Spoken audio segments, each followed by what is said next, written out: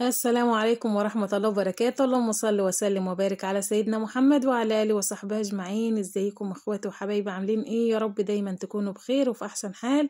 كل سنة وانتم طيبين، كل سنة وحبايبكم بصحة وخير وسعادة، اللهم امين يا رب العالمين. يلا قبل ما ندخل في الفيديو الجميل ده، تعالوا هنشوف هنعمل ايه. هنعمل أحلى أكلة من بتنجانة وقرنين فلفل وحاجات بسيطة خالص موجودة عندك. هتعملي أحلى أكلة في الدنيا بحالها، أحلى طبق كده هتعتمديه، لا زيت ولا أي حاجة. ما شاء الله طبق صحي وزي الفل. هنا زي ما انتم شايفين كده معايا بصلايه هقطعها ناعم. وقبل ما اقطع البصلايه ولا اعمل حاجه، حطيت البتنجانه بتاعتي على البوتاجاز على نار هاديه على عين البوتاجاز. انا حطيت بتنجانتين علشان هما كان حجمهم صغير يعني مش كبير، ولو هي كبيره هعمل واحده بس، او لو انت عايزه تعملي 2 كبار 3 كبار، عايزه تعملي تكبري الكميه عادي مفيش اي مشاكل، على حسب الكميه اللي انت حباها. اللهم صل على النبي. قطعت البصله بتاعتي ناعم كده، وكمان هقطع الثوم وهقطع الفلفل، وكمان معايا طماطميتين هقطعهم مكعبات. وهنعمل احلى طبق صحي كده. شايفين ما شاء الله هيبقى حاجه كده زي العسل، وطعمه بصراحه جميل زي الفل. قطعت كده المكونات بتاعتي كلها، هي البصل والفلفل والثوم والطماطم. الطماطم اهم حاجه تكون مكعبات يا جماعه، ديت عشان ما كانش عندي طماطم يعني وكانت في الفريزر، قطعتها مكعبات برضو، بس تحس ان هي معموله في الخلاط يعني، لا ده هي مقطعه كده. الوصفه ديت لازم الطماطم بتاعتها تكون متقطعه مكعبات. حطيت شويه من الزيت كده على البصله بتاعتي وهحمرها، والبتنجان زي ما انت شايفه اهيت بقلب فيه كده، وعلى نار هاديه هيستوي معاكي وهيبقى زي العسل. وان شاء الله تجربي الطريقه ديت وهتعجبك وهتعتمدي عليها. لا زيت بقى ولا قلي ولا اي حاجه، وطعمها لذيذ، طعمها بصراحه جميل زي العسل. قلب كده البصلايه بتاعتي لحد ما تاخد اللون الحلو ده. وبعد كده هعمل ايه؟ هوسع كده بالمعلقه وانزل بالثوم بتاعي. انا مش عايزه احمره، انا بس عايزه اديله تشويحه كده، مش متحمر ولا حاجه، تشويحه بس كده. وانزل بقى عليه بقى بالفلفل والطماطم. شايفين بقى الجمال والحلاوه ديت؟ بسم الله ما شاء الله. اللهم صل على النبي. نزلت كده بالفلفل، هخلي الفلفل كده يتقلب معايا علشان خاطر ياخد لون بس كده، تشويحة حلوة كده او تحميرة حلوة كده، بس مش ان هو يستوي ولا اي حاجة. بقلب كده زي ما انت شايفة بسم الله ما شاء الله، وبفرده كده في الصينية علشان خاطر الفلفل بتاعي ياخد لون. ودايما بقلب في البتنجانة الناحية اللي هي ما استوتش بقلبها على الناحية التانية، علشان خاطر تستوي كلها وتبقى ناعمة معايا كده وحلو. بقلب الفلفل زي ما انتم شايفين كده، وبفرده تاني وارجع المه علشان خاطر ياخد لون، لان انا طبعا مش حاطه كميه زيت كتير، انا حاطه بس معلقه واحده من الزيت.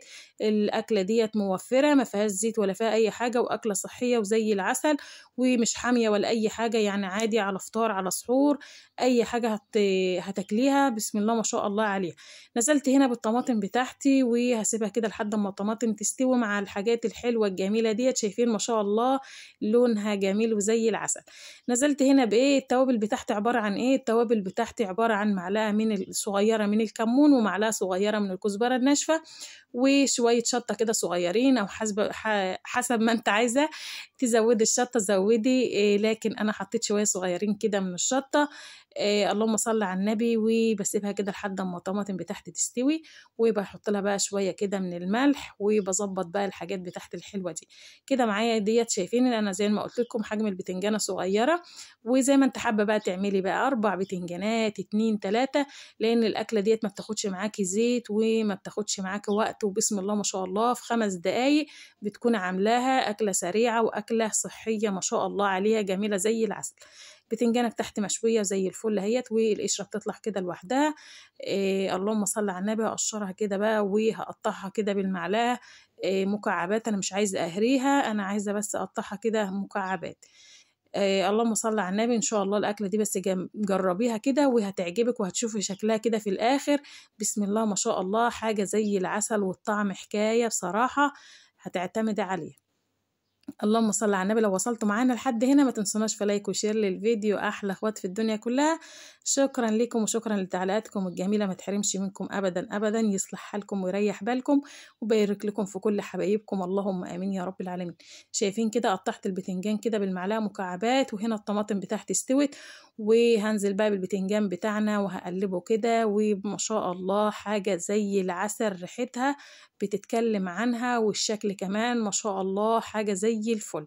طعم جميل والشكل جميل، وإن شاء الله هتجربي الطبق ده وهتعتمدي عليه بأمر الله.